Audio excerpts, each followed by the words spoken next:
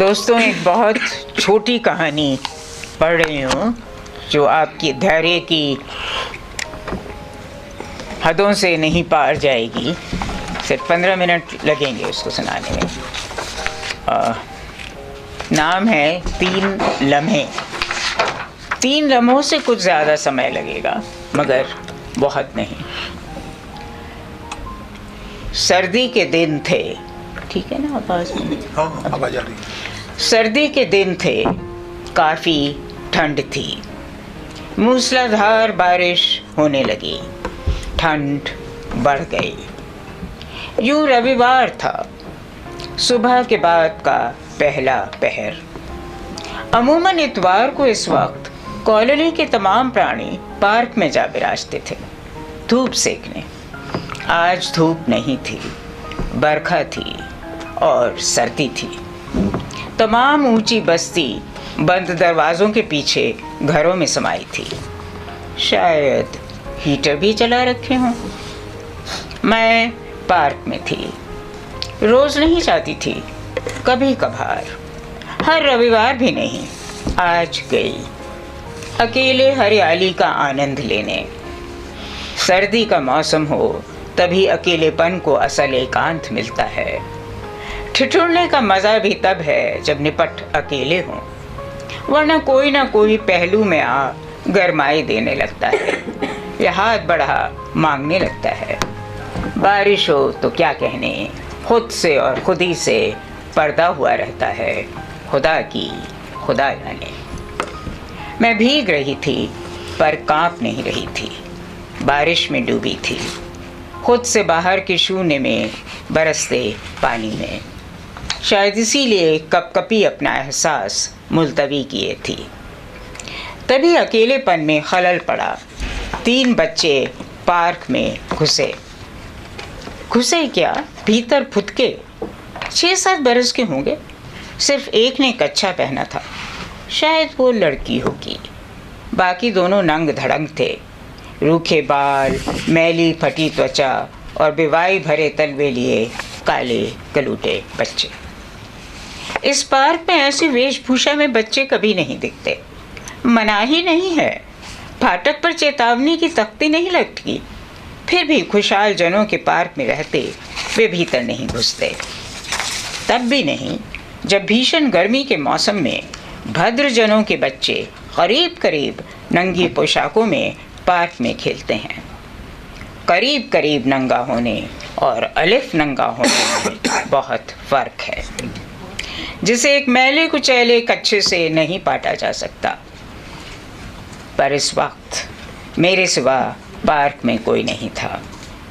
मैं एक झाड़ी के पीछे दुबक ली, जंगल में तेंदुआ हूँ जैसे। बच्चे भीतर आए, ठंड के बावजूद बारिश में नहाने लगे। उछलते कूदते, किलकारियाँ भरते, कलाबाजियाँ खाते।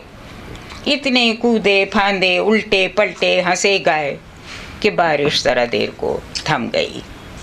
वे घास में लोट लोट कर बदन सुखाने लगे। एक पोंछ लगी नहीं कि वर्षा फिर शुरू। शुक्र किया मैंने भगवान का, इसलिए नहीं कि नंगे बच्चों को सिहरती सर्दी में भीगता देख मैं परपीड़क सुख भोगना चाहती थी। उतनी तेंदुआ नहीं थी। पर बारिश रुकी रहती तो कॉलोनी के रुतबेदार जन धड़ाधड़ पार्क में चले आते।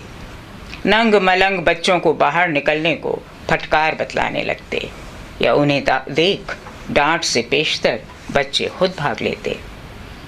मेरे भीतर गुस्सा फनफनाने लगता, छोटे बड़े के फर्क पर आने वाला गुस्सा, बेचैनी पैदा करता बेबस गुस्सा। उन बच्चों के चेहरे मोहरे से उनकी माली हालत, माँ बाप की आमदनी, समाज में उनका वर्ग और बदहाली साफ जाहिर थी। फिलहाल मुझे उनसे सरोकार नहीं था। फिल वक्त मैं झाड़ी के पीछे तेंदुए सी दुबकी, सोए दिमाग से कायनात भोगती एक इंसान भर थी, अकेली। ओहदे वाले आ जाते तो मैं समाज हो जाती। सोए दिमाग को नाइंसाफ़ी का एहसास जगा देता। मैं ताव खाती, बहस करती और हारती चाहे जीतती, हर हाल छोटी बनाई जाती। सुकून पर लाचारी हावी हो जाती। अभी उन पार्क में उन 3 बच्चों के सिवा सिर्फ मैं थी। उनके लिए मैं भी नहीं थी, मुझे देख नहीं सकते थे।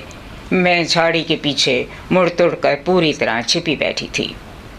उनके लिए सिर्फ वे थे और हिचर मिचर बारिश थी, कभी तेज़ कभी हल्की।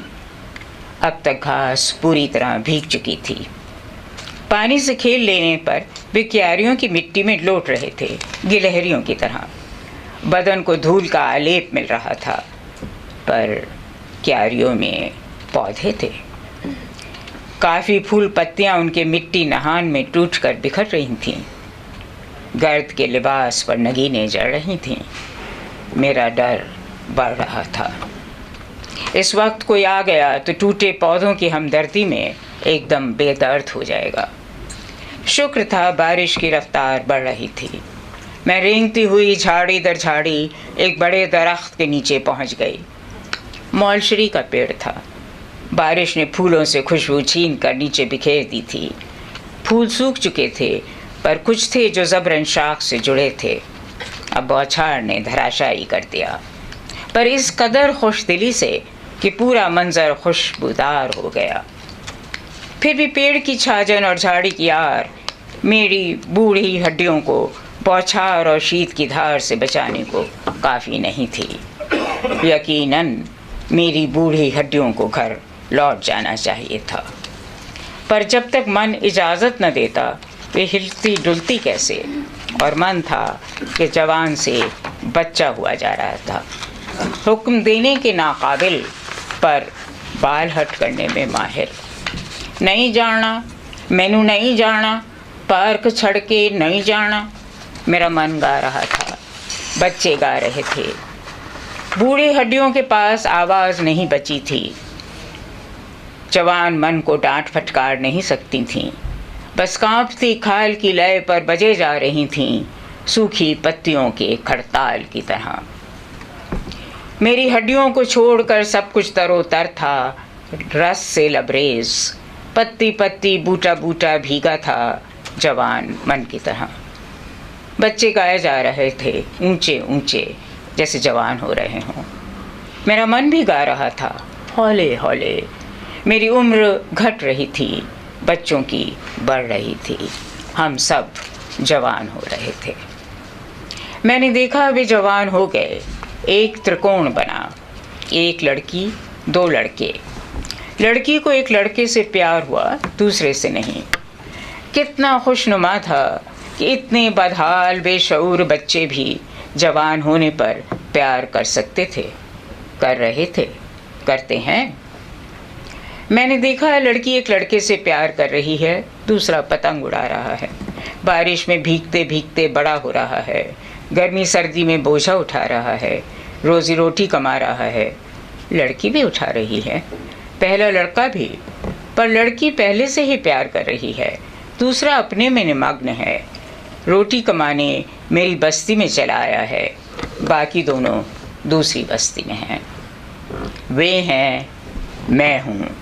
हमारी उम्र अब एक बराबर है। एक जवान लड़के से उस लड़की को प्यार हुआ, दूसरे से मुझे। और क्या? और कुछ नहीं। प्यार में और नहीं जोड़ना चाहिए। और शब्द जुड़ते ही प्यार गड़बड़ा जाता है। और विवाह, और घर, और संग साथ, और साझेदारी, हमदर्द, हमने वाला, हम सफ़र, खाना सोना रहना, भूख प्यास साथ साथ। हर साथ के साथ एक अपेक्षा, एक उम्मीद, एक चाह कि वो हमसे भी ज़्यादा हमें चाहे। वो करे जो हम खुद अपने लिए नहीं कर पाते। सोचते हैं उसके लिए करते हैं, पर करते नहीं। हमें अपना अपना प्यार मिला, बस बहुत हुआ। मैंने साथ ही नहीं कहा। प्यार पूर्ण विराम। होड़ा होड़ी नहीं, जलन डाह नहीं, रार तकरार नहीं। एक भाव, उमंग, उल्लास, एक स्मृति। स्मृति स्मृति मैं फिर से बुढ़ा रही थी। हाँ ज़रूर। और बारिश थम गई। जाओ बच्चों, घर जाओ, काफ़ी जवान हो लिए, मेरी बूढ़ी हड्डियों की फिक्र करो, मेरी खाल कांप तक नहीं रही, इस कदर ठिठुर चुकी, अब मेरी देह को घर जाना ही होगा। मन अपनी जिद पर अड़ा रहा तो वो प्राण त्याग भी सकती है, इतनी भी मन की गुलाम नहीं। पर जाऊं तो कैसे? मैं चली गई और ये बने रहे तो भद्र पड़ोस के यहाँ आने पर उससे लड़ेगा कौन? लड़ने में मैं रईस से रईस पड़ोसी को धता बतला सकती हूँ, पर उसके लिए ज़रूरी था कि गले से साफ करारी आवाज़ निकाल पाऊँ, हाथ पाँव से जुम्बिश करवा सकूँ। झाड़ी के पीछे उकड़ू बैठे बदन इतना अकड़ गया था कि उसे हरकत में लाना मुश्किल हुआ जा रहा था। इससे पहले कि उससे कोई और काम करवाया जा सकता, ज़रूरी था कि उसे ज़मीन से उठाकर खड़ा किया जाए। मैं खड़ी हुई। एक ठिठुरी, झुकी, कृशकाय बुढ़िया, बारिश में चौड़ा हुई साड़ी बदन से इस तरह चिपकी थी, उसे करीब करीब नंगा किए दे रही थी। पर थी, साड़ी, ब्लाउज, पेटीकोट एक नहीं अनेक वस्त्र थे, गीले, लिपटे, पारदर्शी, पर थे, कपड़े थे। करीब करीब और अलिफ नंगा होने में बहुत फर्क है। बच्चे बीच उछाल यूं थम गए जैसे बुतों में तब्दील हो गए हों। मेरी तरफ इस नज़र से ताका जैसे झाड़ी के पीछे से वाकई खूंखार तेंदुआ या चीता प्रकट हो गया हो। मेरा अकड़ा, ठिठुरा, झुका शरीर उन्हें घात लगा शिकार पर झपटता चौपाया जान पड़ा। वे भाग गए एकदम। अब सामने थे और अब आँख से ओझल।